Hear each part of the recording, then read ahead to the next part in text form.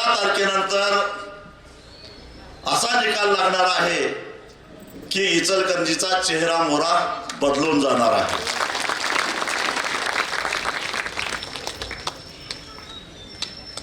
परवा राज्याचे मुख्यमंत्री देवेंद्र फडणवीस इथं येऊन गेले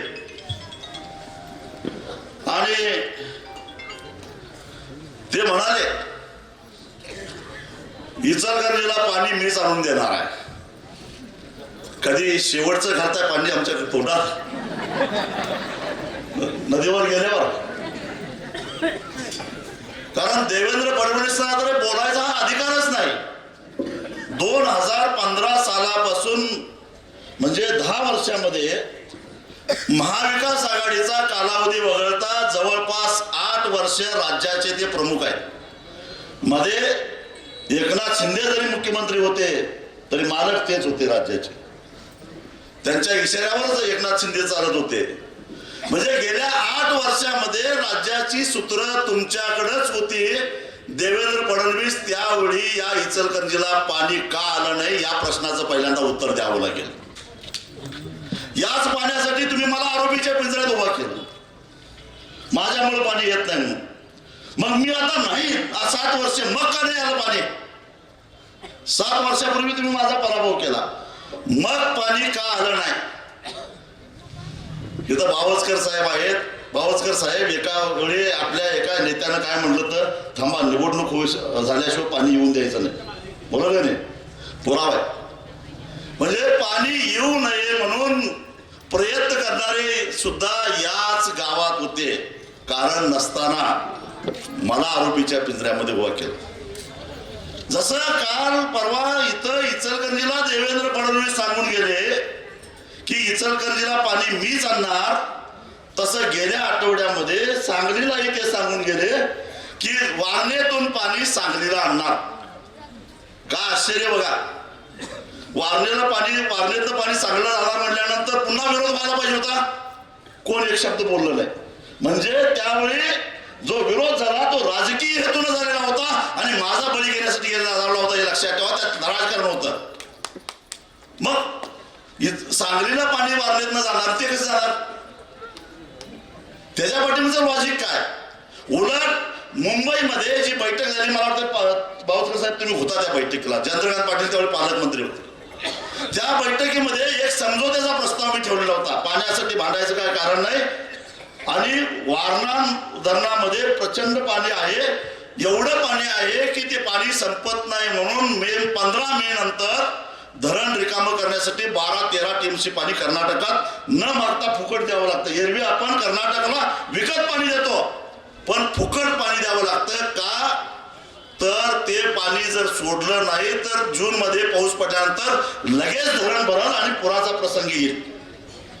म्हणजे एवढं पाणी अतिरिक्त असताना मुद्दा काय होता तर वारणा नदीचं पात्र लहान आहे आणि त्यातून जर का पाणी उपसा केला तर शेतकऱ्याला पाणी कमी पडेल अशी भीती शेतकऱ्यांच्या मनामध्ये होती. त्यावेळी मी समझोत्याचा प्रस्ताव दिलेला होता.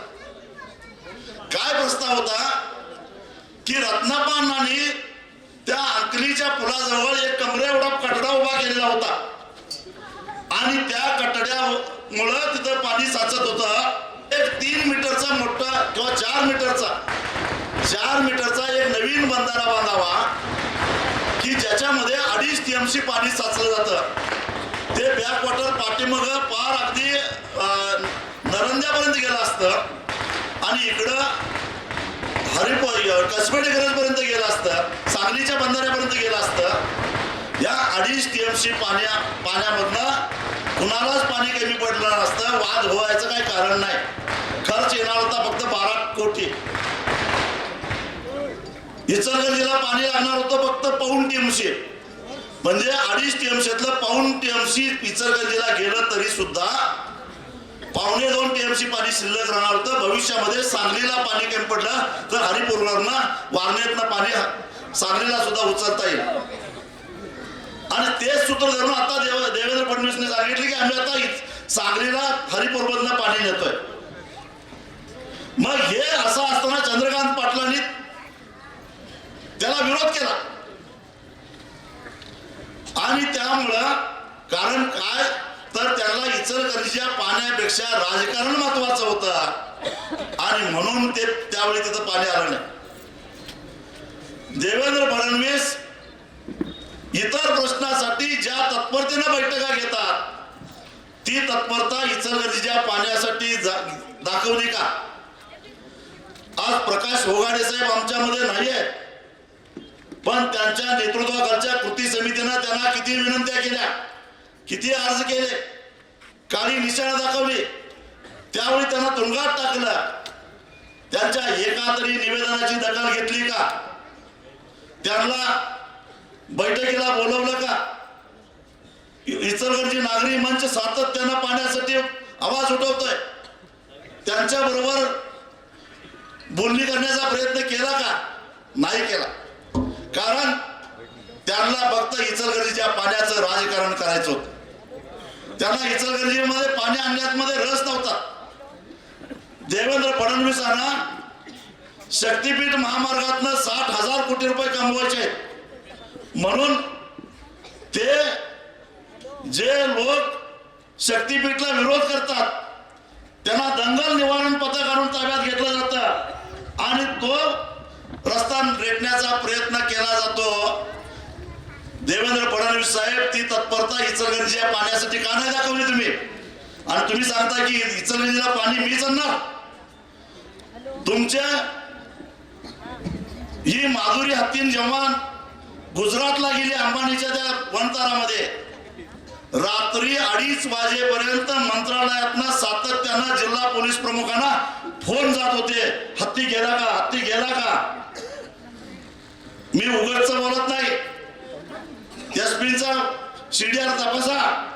किती वेळा एकनाथ शिंदेने, किती वेळा देवेंद्र फडणवीसने रात्री 2 वाजेपर्यंत फोन केले होते का? तर अंबानीला खुश करण्यासाठी प्रचंड पोलीस बंदोबस्त लावा पण हत्ती पाठवा. देवेंद्र फडणवीस तीच तत्परता इचलकरंजीच्या पाण्यासाठी का दाखवले नाही हा माझा सवाल आहे. इचलकरंजीचा हत्ती येणार आहे याचा मांजरीचा, पण तो यांच्यामुळे नव्हे.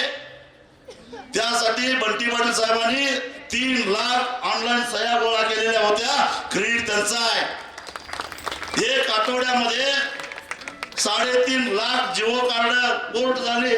त्या तरुण पोरांना त्याचं श्रेय आहे. आणि भल्या पाटे चालत गेलो तिथपर्यंत आणि माझ्याबरोबर लाखो लोक आले. श्रेय त्यांचं आहे. इचलकरंजीचा नांदणीचा हत्ती त्यामुळे येणार आहे. नाही आला तर अंबानीच्या दारावर आता चालत जाणार आहे. तुम्ही काय चिंता करायचं काय कारण नाही. हत्ती येणारच आहे. सुप्रीम कोर्टाला सुद्धा निर्णय बदलायला लावला. ही जनतेमध्ये ताकद आहे. मी मुद्दा म्हणून सांगतो, जनतेपेक्षा मोठा कुणी नाही. जनतेपेक्षा मोठा कुणी नाही. कारण कुणीतरी परवा बोलला, केंद्रात सत्ता आमची, राज्यात सत्ता आमची, तुम्हाला निधी कसा मिळणार? अरे निधी काय तुमच्या बापाचा आहे काय? रोजगार हमीच्या कामावर गेला होता, कष्ट करून तिजोरी भरली त्या आपल्या निर्मलाबाईंनी. कुठला आला पैसा? अरे तुमच्या तिजोरीमध्ये पैसे भरायचं काम हा सामान्य माणूस करतो. तुम्हाला सुद्धा माहित नाही तुम्ही पैसे किती देताय. एक साधी काड्याची पेटी जरी दुकानात घेतली तरी त्याचा जीएसटीचा पैसा निर्मला सीतारामनकडे जातो. असं महिन्याला 1,75,000 कोटी रुपये ह्या देशातली जनता गोळा करून देत्या आणि त्या निधीचे मालक तुम्ही.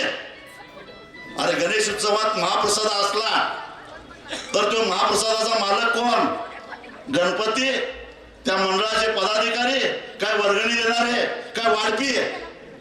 अरे हे वाढपी आहेत. सरकारमध्ये आहेत म्हणजे वाढपी आहेत. आम्ही जनतेनं दिलेला विकासासाठीचा पैसा वाटायचं काम या वाढप्यांचं आहे. हे यांचे मालक नाही, यांच्या बापाचा तो पैसा नाही. आणि तुम्हाला जर तुमच्याच लोकांना निधी द्यायचा असेल तर नरेंद्र मोदींनी आणि देवेंद्र फडणवीसांनी एक काम करावा. इथनं पुढं फक्त भारतीय जनता पक्ष आणि त्यांच्या मित्र पक्षाचे जेवढे लोक आहेत त्यांच्याकडनंच जीएसटी मागावा, त्यांच्याकडनंच इन्कम टॅक्स मागावा. आमच्याकडे मागू नये. पैसा आमचा. सरकारला कर देणार आम्ही आणि मालक हे. गाडी बैल वळत असतात आणि कुत्रं म्हणते मालक मीच.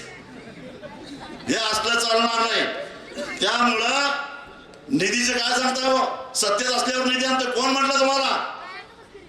इथं आज त्या आघाडीच्या बाजूने निवडणूक लढवणारे अनेक जण असे आहेत की जे माझे लाभधारक आहेत. मी आज अभिमानाने सांगतो, मी माझ्या काळामध्ये खासदार असतानाच्या काळामध्ये 1200 कोटीपेक्षा जास्त ते वस्त्रोद्योगासाठी निधी या इचलकरंजीसाठी आणलेला होता माझ्या आधीच्या खासदारांनी आणि नंतरच्या खासदारांनी सुद्धा त्याचा हिशेब सांगावा. मग मी काय सत्तेत होतो? निधी आणायला सत्ता लागत नाही, पायातलं पायतान नेटकं लागतंय. ते पायतान नेटकं बंटी पाटलांच्या पायात आहे, माझ्या पायात आहे. या सगळ्या व्यासपीठावर आणि जाता आता एक सांगतो, या लोकांच्यामुळं तुम्ही इचलकरंजीकर पाण्यात जाणार होता. शक्तीपीठ महामार्ग नांदरीवरनं जर का वाडीला तो जर का रस्ता गेला असता तर इचलकरंजी पाण्यातच होती. त्या इचलकरंजी तो शक्तीपीठ पळवून लावणारी माणसं कोण आहेत? प्रकाश अण्णा आहेत, राहुल आवाडे आहेत, हळवणकर आहेत. अरे आम्ही दोघं आहे. इचलकरंजीला पाणी आणणारे आम्ही दोघंच आणि पाण्यापासून वाचवणारे सुद्धा आम्ही दोघंच, हे लक्षात घ्या. आणि ही सगळी माणसं आमच्यावर असणार आहेत. त्यामुळं या भामट्यांच्या नादाला लागू नका. ते काय करतील? निवडणुकीच्या काळामध्ये नुसतं पैसे खर्च करतील. पैसे किती खर्च देतील? 5-10 हजार रुपये मताला. पण इथं शेतकरी पण भरपूर आहेत. मी किती देतोय वर्षाला? अगदी बंटी पाटलांना सुद्धा सोडत नाही मी. त्यांच्याकडनं काढून देतोय की नाही? कधी टक्केवारी मागितली तुमच्याकडं? या इचलकरंजीतल्या एका तरी उद्योजकांना सांगावा, टप योजना दिली कुणी? स्वर्गीय प्रणव मुखर्जी यांच्यामुळं ते अर्थमंत्री होते. आणि मी खासदार असताना 1200 कोटी रुपये इचलकरंजीला आले. त्या 1200 कोटीतले राजू शेट्टीला टक्केवारी किती दिली विचारा, ज्यांनी पैसे आणले त्यांना. आणि आता टक्केवारीचा दर काय चालू आहे तेही चौकशी करा. अरे लाजा वाटल्या पाहिजे त्यांना. गोरगरीब निवडणुकीमध्ये पैसा खर्च करता आणि एरवी 5 वर्षे गोरगरिबांना लुटता. हे धंदे बंद करण्यासाठी, खऱ्या अर्थानं इचलकरंजीचा चेहरा मोहरा बदलण्यासाठी तुम्हाला या आपल्या शिवशाहू पॅनेलला निवडून आणावं लागेल. पाण्याची चिंता नका करू. जसा हत्ती सुप्रीम कोर्टाला निर्णय बदलायला लावून पार लागला, तसंच पाणी यांच्या मानगुटीवर बसून आणायची जबाबदारी आमची आहे. एवढंच सांगतो आणि इथंच थांबतो.